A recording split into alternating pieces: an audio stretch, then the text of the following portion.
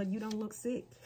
Maybe you deal with an autoimmune disease or some type of illness where no matter how you try to communicate to people how you're feeling, they just seem to not get it. You know, you hear those, but you don't look like you have lupus. Well, you don't look like you have. So how is it supposed to look?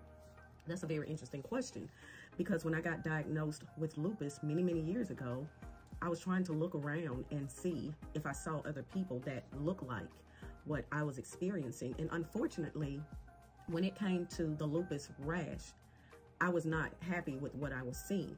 And so I have kind of chronicled, if you will, various images of my lupus breakout. For instance, I'm having a breakout here, all around here, all over my arms, my legs, my stomach. And so people can't see that. They can't see the fatigue. They can't tell when you are struggling to breathe and the pain that feels like someone is stabbing you. They can't see that. Therefore, they assume you can't be sick. You don't look sick. So what I want to share briefly in this video is just some images for people who look like me. Every image that I found when I was trying to find out why were all of these rashes coming up on my body, and my rashes always started on my neck. And if you can see, this is where my biopsies were done. My incisions, had to get them done twice, blood work 3 times to confirm everything. But I didn't look sick. But people don't know, on the inside, I felt like I was dying. And doctors couldn't do anything. But when I went to the internet to start trying to look for the symptoms that they were showing, unfortunately, they only showed lupus on white skin. That wasn't helping me. And lupus is different for everyone. So I will say this, I don't get the red butterfly rash. I get spots. For example, if you can see this, my neck here is just here. I'm gonna show some more images where my neck, my forearm web up, the back of my neck, sometimes in my head, I have a knot here. So just things like that. And I'm hoping that this helps someone to see that what they show you in the images for lupus rash on our lighter, brighter sisters and brothers, that it may look different on our darker skin. And so didn't want the video to be long. I just want to show you this briefly. And so for those of you who say we don't look sick, you have no idea that it's a daily struggle. And many of us push through because we're trying to thrive and live with lupus. Others, some people have it really, really bad. I have lupus SLE. It affects me in ways that I never would have imagined. It has altered my life. I thank God, though, that I'm doing much better with the medications that I'm on. Some medications I had to decline. I simply did not want to take those. But it's a daily struggle just trying to take care of yourself, not just physically in the appearance, but also mentally, because we're battling in our minds. And so, yeah, without further ado, please watch these videos.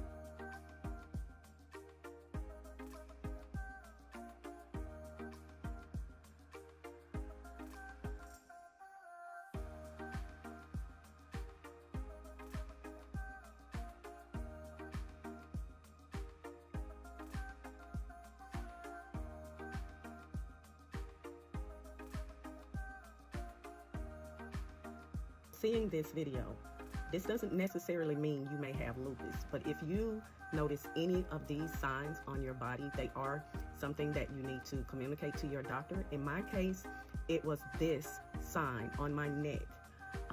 Every time I stood out in the sun, my body just got weak, like I was gonna pass out, or if I was riding in the vehicle, it just felt like I was gonna pass out. I lost all energy and my skin would begin to just sting and burn.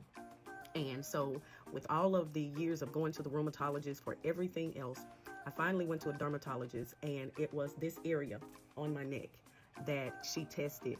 And this is how I was diagnosed with lupus SLE. And so, you know, all the other tests that they were running, nothing showed, but it was this sign. And so from there, the blood work began, and I had gone years with this happening and nobody knew. So if you're experiencing these signs, and pay attention to where you are, what's happening, and make sure you bring that up to your primary care. And if they can't give you answers, make sure you're taking pictures each time this happens. Kind of keep your diary, a journal, whatever. And in my case, I had to find a dermatologist of my own. All right, I hope this has helped someone. Bye-bye.